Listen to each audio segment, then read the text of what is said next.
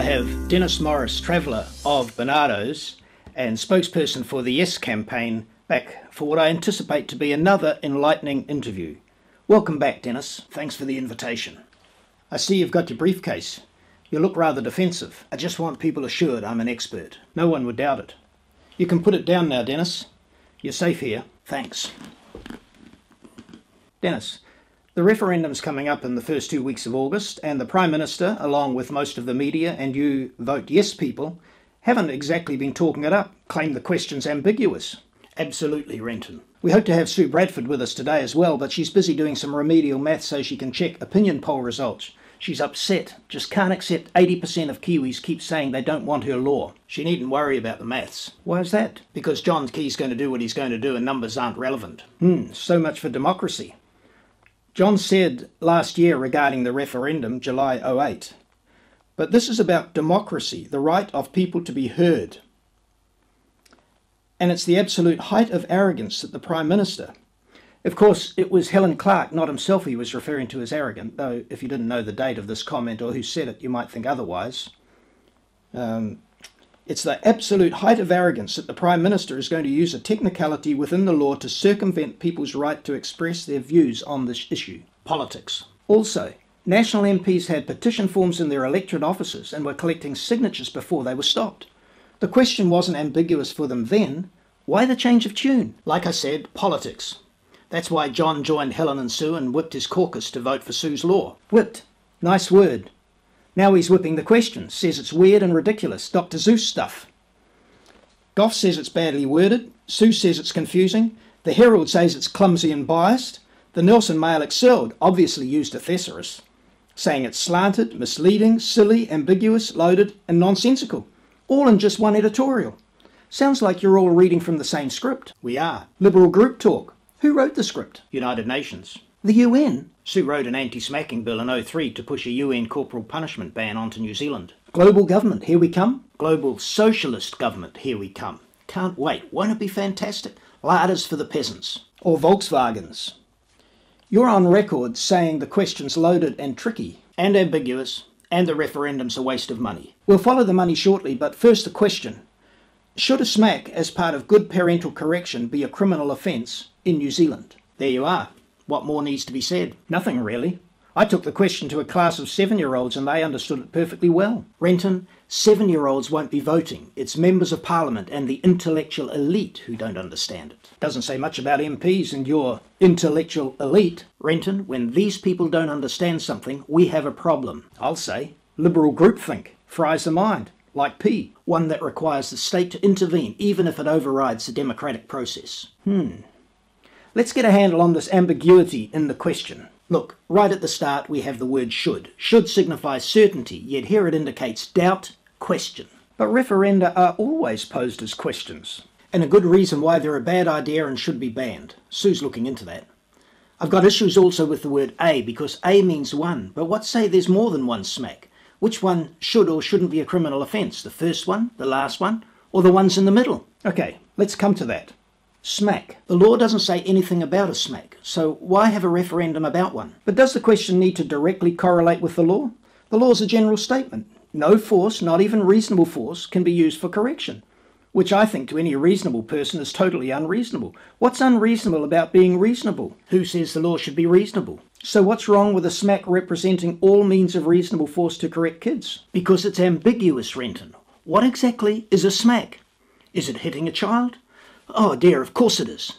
But what sort of a hit? And with what motivation? And with what? The hand, strap, wooden spoon, or a steel bar? A wooden spoon at home and the strap at college kept me on the straight and narrow. And how many grams per square inch impact pressure is acceptable? Each smack would need to be measured. And what happens? Oh dear, I can't bear to think of it. If the slightest mark, Renton, is left behind. On the behind, Dennis, your evident anguish over the slightest mark seems somewhat inconsistent with that photo of an aborted, decapitated girl you flashed around with some enthusiasm last interview. Renton, there is simply no comparison between killing an unborn girl and causing the slightest mark through a smack. You're right. Part. That seems straightforward. But what part, Renton? Is it this part? Is it that part, or another part, or a part we haven't thought of yet? How about a part being not the whole? A smack being only one way, though important, perhaps a last resort. Evidence of the parent's authority to correct a kid. Renton, we need to know how many parts there are and what specific part we're talking about. Of good. Now this really hits the fan. What does good mean, Renton? Anything? Does if there's a standard that binds us all and says what's good and bad. But Renton, is there such a standard? The question's loaded because it assumes there is, that there's a higher law. But I left all that behind when I grew up. I'm an atheist now. That doesn't say much for your rationality. But Helen and John are atheists also. Nor theirs. Parental. What is a parent, Renton? The mum or dad of kids, of course. But there are grandparents and solo parents and same-sex parents. Two mummies and no daddies, or the other way around. That doesn't work. And it's unnatural. Unnatural? There you go again, presupposing a standard. Renton, there is no unnatural, only natural. Whatever is, is. Anything goes. Even smacking kids? Absolutely not. Absolutely. Interesting word given the moral relativism you espouse. Correction. Same problem. And then there's the ambiguity of why parents need to be corrected. Huh? I think the idea is that parents would be doing the correcting, not being corrected. You think that's what it means? Of course. I wonder if John and Sue know about this. But there you go. Ambiguity, Renton. Ambiguity.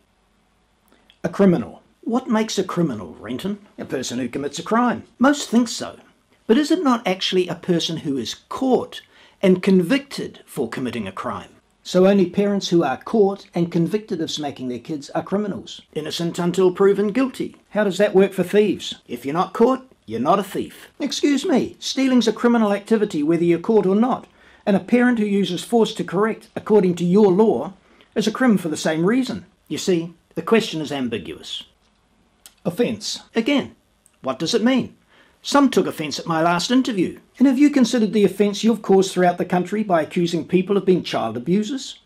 What really gets up everyone's noses, Dennis, is that every time you say a smack is abuse, you've called every parent who ever smacked their kid a child abuser. All those parents who built New Zealand and made it such a great place to live, the envy of the world. How do you sleep at night? I confess, with difficulty, sleeping pills. Time's running away, so let's pass on the rest. But one more thing. All these people, Key, Bradford, the Herald, the Nelson Mail, and you and all your self-promoting experts up everyone's noses, who are bad-mouthing the question, are really saying the clerk of the House at the time, who signed off on the question, Mr. David McGee, QC, clerk of the House for 22 years, widely acclaimed as having been the most experienced and qualified clerk in the Commonwealth, now an ombudsman, didn't do his job properly. That's a long shot. Disrespectful even. He can't have, because all these people are saying it's a stupid question. Perhaps it's not the question that's stupid, Dennis, but those who say it's stupid. There's a long process to get a referendum question settled, including public submissions. Did you or any of your experts make a submission? Of course not. Why not? Because we didn't. Top marks. Good reason. Why badmouth the question now when you could have done a submission? Now the money. $9 million. Could have saved half of that if it had been held at the election, not politic. And could have saved the whole lot, and a whole lot more private money and effort if MPs hadn't criminalised parents. If it's a waste of money, as you say, absolutely. Isn't it the fault of a parliament that wouldn't listen and all those who connived to change a perfectly good law? Not at all. It's the fault of the petition organisers, the thousands and thousands of people who collected signatures, and the 390,000 people who signed the petition. An awful lot of people, Renton, are responsible. Sounds like around 80% of Kiwis. I'd imagine they'd say $9 million is money well spent if it sends you people a rocket. Pity the referendum's not binding. Should be. So the bottom line. People should vote, and vote no in the referendum. Yes, no. One last thing, Dennis. If you could rewrite the referendum question so it's not ambiguous, what would it be? Democracy should be banned in New Zealand.